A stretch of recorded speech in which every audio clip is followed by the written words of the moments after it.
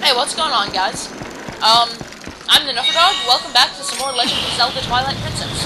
Last time we got the Gale Boomerang, which we're using to rotate these bridges so that we can cross these gaps. And also killing this Bokoblin. And now we want to save this monkey, which we can do by cutting the spiderweb.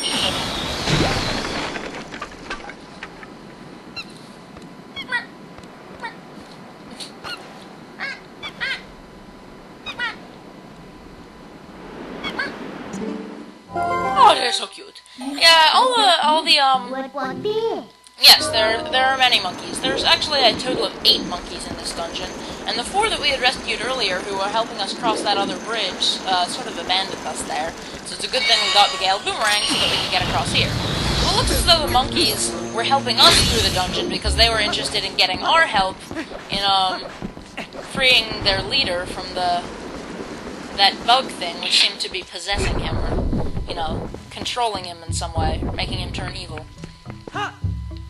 We don't need to explain this stuff. It's a Zelda game, who cares? No. Now that we're back in this room, I'm gonna go back into here to get that optional chest, and also show how we can deal with these irritating creeper worms. You can just target the tile that a worm is under, and murder the hell out of it, and that one took fewer hits than it normally would, because water, once again, this is an enemy that lives in the world of a platformer, and water means instant death. Fun! And yeah, the Gale Boomerang can lift up all these tiles, so you can just clear out all of them, but it really only matters in the case of the worms. I guess that other one must have fallen into the water.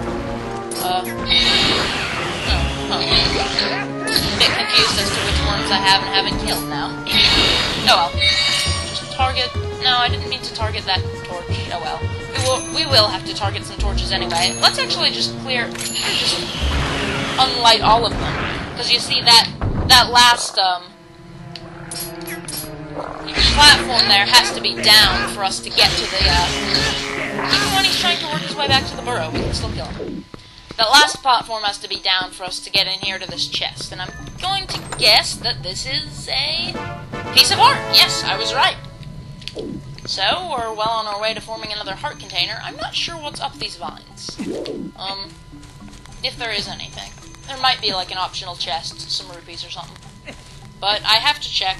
I'm being OCD. Ah! Hey, see? There's a chest. Now, an item that's in every dungeon in just about every Zelda game, red rupee, very nice, is an item which allows you to see on your map where there are chests in dungeons, and which we have not gotten yet. That would be the compass. There's no point in trying to hide that, because, you know, it's a Zelda standby. I don't really care about not spoiling that. It's in every game. If you know anything about the Legend of Zelda ever, you should know what the compass does. If you know anything about the Legend of Zelda ever. I'm eloquent. Shut up. No, but I mean, I know I always make a big deal out of not spoiling what all the cool items and bosses and whatnot are. I'm trying to get hearts, all I get is rupees, but oh well, rupees are still nice. But, yeah, I really don't care about not spoiling items like the compass, dungeon map, pieces of heart. So here's this monkey who's back here helping us. Actually, I think the compass might be right here.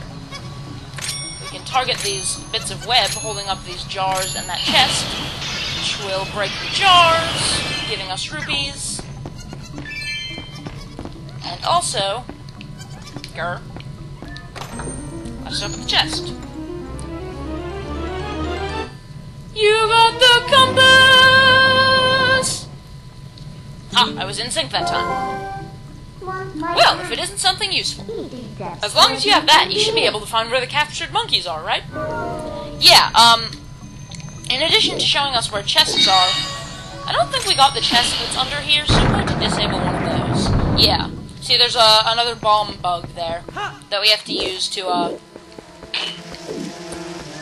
blow up this bit of wall here, this rock.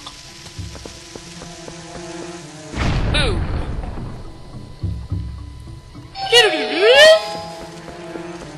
And probably rupees, based on the fact that it's a small chest, and I'm right. As... okay, sorry. Now we light that back up to bring that back up, although actually I just realized we don't need to go across there again, because that's only going to take us back to that mini-boss room where there's absolutely nothing for us to do. We want to go back to the left here. Yeah, I mentioned earlier that, pretty much, that most of the dungeons in this game have some sort of unique item, sort of a gimmick, but I don't really mean that in a bad way, since most of the time it's used pretty well, and they're actually pretty cool features. That, is unique to that dungeon. We do this. What the? He was floating! He was totally floating for a minute there before he fell in the water. Weird. And so the compass, in addition to letting us see chests and the location of the boss, who's over there, represented by a skull with a purple aura, it also shows the location of whatever unique item is in this dungeon, in this case, monkeys. I'm not sure exactly how a compass detects monkeys, but apparently this one does. So, here, there's a big fancy chest behind that door, and we unlock it by, you see, there's this sort of backwards Z pattern on the ground, which shows us the order we have to spin those turnstiles in to open up that gate. And these big fancy chests, you will learn to recognize them, because this particular type of chest will always contain... You got the big key! Use it to gain access to the lair of this dungeon's boss. And wow, that was some, serious vibrato there. And there's another chest somewhere in here. I believe it's underwater. Or at least you have to go on the water to get to it, but yeah. And I think this is also a piece of hearts, if I'm not mistaken. Nope, okay, just 10 rupees. Not a big deal, but still always nice. They're actually, I've mentioned this earlier, they are actually fairly generous with the rupees in this game, but there are also a lot of different things to spend them on. So it's still nice to have rupees in dungeons, to find all these rupees in dungeons, but in later dungeons we'll probably run into the issue. I'm just coming back in here because there's another chest. I believe it's under here, so I'm actually not going to use these monkeys, I'm just going to drop. Yes. See? Trying to get all the chests, being thorough. You got a yellow rupee? not a very enthusiastic performance, I'll admit. What the? Really? Okay. Interesting little floor glitch there. Yeah, we'll run into the problem of getting rupees out of chests and having to put them back, because our wallet is full, which is actually a new feature that they introduced in this game, and while it is annoying in this game, it does open up the option of being able to go back and explore old dungeons and open the chests that you couldn't keep the contents of if you are ever in need of rupees, which is kind of nice. I mean, it's kind of an annoying thing to have to do, but if you need rupees, the option's there. So it does end up being better than in previous Zelda games, where rupees would just go to waste if you got them and your wallet was full. But, it's still a little bit irritating. We'll probably see that problem at some point.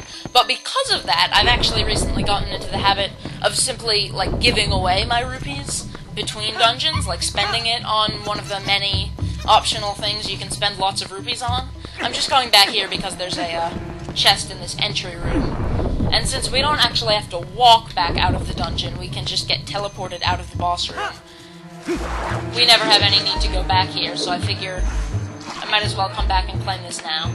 I know there's a deck of Baba attacking me, but I just don't really care. Gale Boomerang. And there's another one up there. So already the slingshot is kind of outclassed as a weapon, seeing as the Gale Boomerang is useful as a tool for flipping switches and whatnot, and is just as effective at killing the very weak enemies that we could kill with the slingshot and stunning stronger enemies briefly, just like the slingshot does, because the slingshot can't even damage larger enemies, and neither can the boomerang, but they can stun them. And the Gale Boomerang has infinite ammo, while the slingshot has an ammo limit. So, yeah, this early in the game, just the item from the middle of the first dungeon, and the slingshot, the poor old slingshot, has already been outclassed. But then we'll also get a ranged weapon that's better, that's more of an actual weapon that can actually damage and kill stronger enemies in the next dungeon. And in the dungeon after that, we'll get another item that can be used to transport ourselves around and flip switches from a distance that also has infinite ammo. So, yeah, this slingshot is so pointless.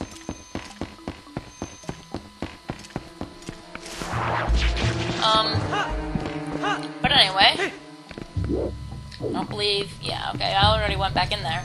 What we want to do is come back around here. This thing will turn automatically, so we don't need the boomerang for that. But you recall we couldn't really do anything in this room past here, other than open the one chest which contained a key. Because there's no wind in here to automatically turn this turnstile bridge thing.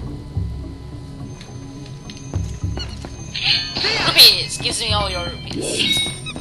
Gives me? Give me? I don't know. So we turn that. Now we have many branching paths.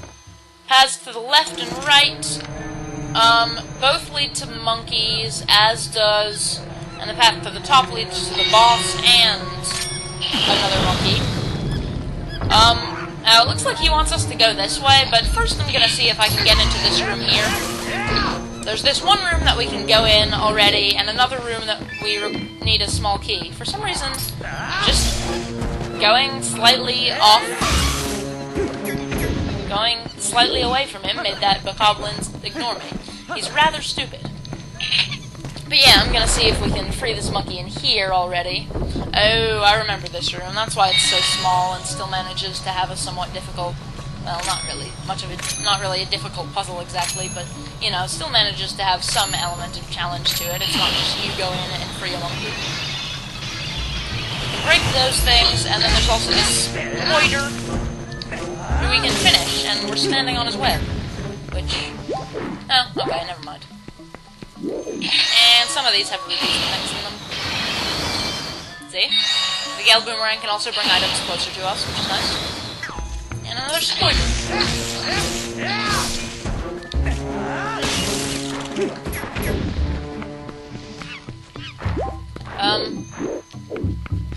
I hear a monkey. That must be the captive one under us.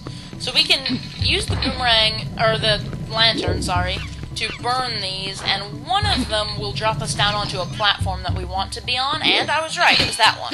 Now I can free the monkey.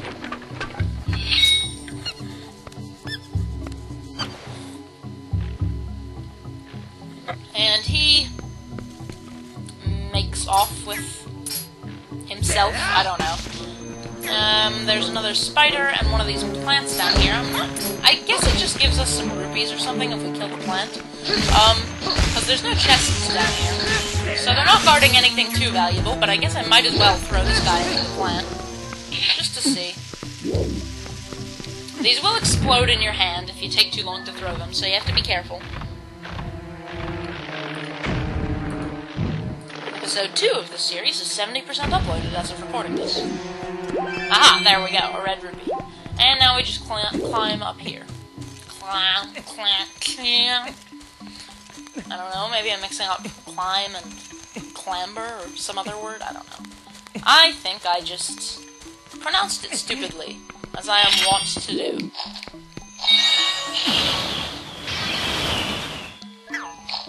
Oh, only one rupee. Oh wait, what? Did it disappear or fall down the hole or what? Didn't look like it got anything there. Anyway, we're gonna now do what this monkey wants us to do and go straight across this bridge to the other side here, to the room that leads to the boss. Just jars, no chest. Now here we see, this is where the monkeys are gathering. There's 8 of these little mushroom platforms. Okay, they're huge mushroom platforms. I just tend to call things little for some reason, I don't know. I guess in order for us to check out the temple completely, we need the help of the monkeys. Oh well, let's help the rest of them. Yes, what Midna says is the truth. We need the help of all 8 monkeys to get to the boss chamber. But one of them is up in the room past here, and the other is behind a door locked with a small key. So if we go up here, we can free the 7th monkey and also get a key to help us save the last. And we're going to finish this guy who, for some reason, is mostly floating in midair, and get that heart. Now we are going to get our boomerang out and kill these spider things. See, the thing in this game, in a lot of the previous games, you know, you have some sort of fairy-like helper character following you around 24/7 in, like, all of the 3D Zelda games. Most of them. There isn't one in Wind Waker. Though you do have that Gossip Stone. But, I think Midna is the only one, actually I don't know if the one in Skyward Sword does. But regardless of the case in the other games, Midna, unlike the fairies in Ocarina of Time and Majora's Mask, Midna will not give you information on enemies if you target them and then talk to her. What led me into saying that? I don't know. Oh, right. Not being certain what the exact name of those spiders was. I guess they're not Skulltulas, because those are the big guys from Ocarina of Time. Maybe they are Skullwaltulas. It's such an overcomplicated name. Anyway, I'm done talking about this. Let's just kill this thing. Into the water with you. We can actually... Oh, retreat. We can actually sever them automatically with the boomerang, but they're pretty easy to sever with the sword, so there's not really any reason to. So here, there's this rock up here without any bombs that we can reach, and there's also this thing. But there is this guy over here. What we want to do is lock onto him with the boomerang, which will make the boomerang pick him up, and then lock onto whatever we bring him to. Because the boomerang always hits the things you lock on in the order... Oh, crap. Okay, never mind, it just brings him to us. We can't get the plant to swallow a bomb by bringing it to him with the boomerang, but I believe if we slam the bomb into a wall with the boomerang, he will explode. Let's test it out with this rock. There we go, okay, it does explode when you do that. So we can destroy that rock, despite the fact that it might be difficult to actually throw the bomb up there. But we can also get this, and it's the small key, which we need to save the last monkey. That we'll save after we save the one in this room, because why not do the one in this room first? No rubies. Or hearts, since I am down a quarter of a heart.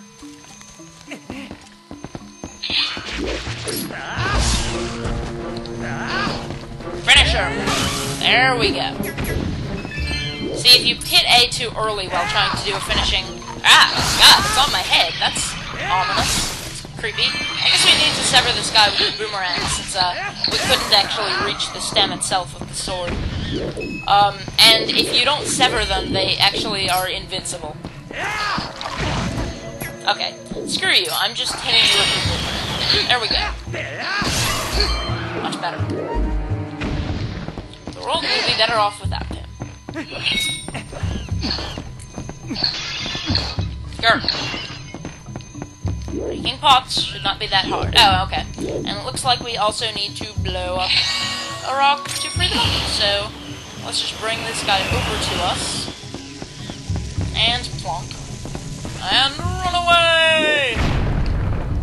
Actually, you don't have to be all that far away to get out of the blast radius of those bombs, so there's no point in me using the shield.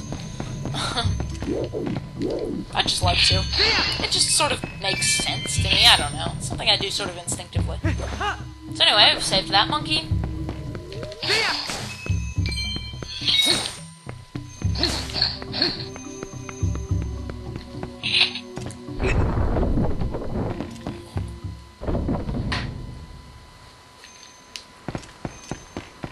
I believe if we jump down here... Oh, okay, never mind. I was thinking it was sort of a shortcut, but... We don't have to climb on the vines, but we still have to... still end up on the same platform. there's no way to jump straight to that, thingy. Bridge. Turn those both at once, which is nice. And then turn this one. Not too difficult. I rather like the puzzles in this dungeon. I mean, they're still kind of simple, because you have kind of a limited repertoire of items, and also they don't want to make the dungeon too hard, because, you know, it's the first one in the game, so they want to sort of ease you into it. But I think it's a pretty good first dungeon. And the bokoblins do not respawn. Good to know.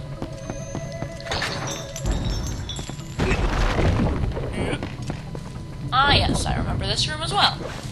And there's creeper worms in the floor. I guess we could just target a whole bunch of places on the various corners of this floor so that our boomerang will go all the way around and, like, lift up all the tiles that could possibly have worms under them. And then we can just kill a whole bunch of them at once. Except we won't be able to finish all of them in all likelihood. I got 3, that's pretty good. Are there any more? No one else is poking his head out. So it looks like that's it. Now there's these big platforms, but we just want to go behind here. Yeah, that chest is on top of a platform. Kill an spoiler. Oh wow, 3 hearts. That's very generous. Kill another spider and other spider. Get those hearts. I don't know what I'm doing. Just go with it. Climb the vines. Doop. Hear the monkeys screeching, and I think all we have to do is turn these. I mean, it's not like they could do much with a specific order you have to turn them in or anything. There's only 2. Got a 50-50 shot at it either way.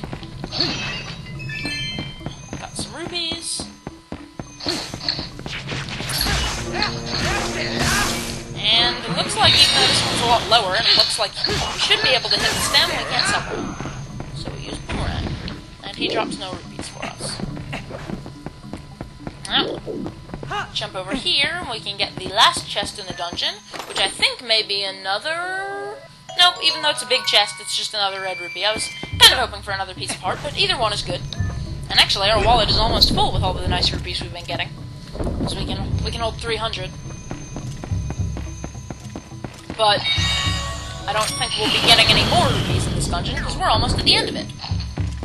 However, I am going to have to save the actual end of it, i.e. the boss, until the next episode, because this one has run a little bit over time. I mean, I don't have a specific time limit. I generally try to keep episodes under 30 minutes. 15 to 20 is my preferred length for an episode. But I'm okay with it being, 20 to 25. So these monkeys are all going to hang off each other and form a giant monkey chain.